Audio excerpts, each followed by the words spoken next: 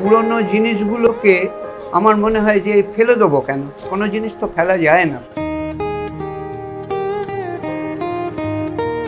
আমার নাম তো গৌতম চ্যাটার্জি, আর বাবার নাম হচ্ছে সুশীল চ্যাটার্জি, নকুবাবু নামেই পরিচিত বেশ। যেহেতু উনি সাউন্ড ইঞ্জিনিয়ার ছিলেন, সাউন্ড ইকুইপমেন্ট নানান ধরনের ক্যামেরা, পিনহোল ক্যামেরা থেকে শুরু করে প্লেট ক্যামেরা আছে, স্পাই ক্যামেরা আছে, নানান ধরনের ঘড়ি, রেডিওর ক্রিস্টাল রেডিও থেকে আরম্ভ করে বক্স গ্রামাফোন, সুটকেস গ্রামাফোন, সমস্ত কিছুই আছে।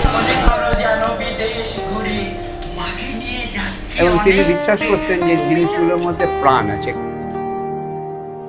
একাধ দিন দুপুরবেলা যখন আলো কমিয়ে দিয়ে বা আলো বন্ধ করে ঘরে ওই চেয়ারটাতে বসে থাকি, আমি ঘরের মধ্যে থেকে নানান রকম আওয়াজ পাই। আমার মনে হয় যাদের জিনিস তারা হয়তো এসে নেড়ে চেড়ে দেখেন। প্রিজার্ভ করা মানে হচ্ছে বাবা মাকে যেমন ঘরের মধ্যে আরামে রেখে দেয়া, বৃদ্ধাশ্রমে না পাঠিয়ে, এই জিনিসগুলোকেও ঘরের মধ্যে রেখে দেয়া পরবর্তী প্রজন্মের জন্যে। প্রতিটা ঘরের মধ্যেই মিউজিয়াম আছে।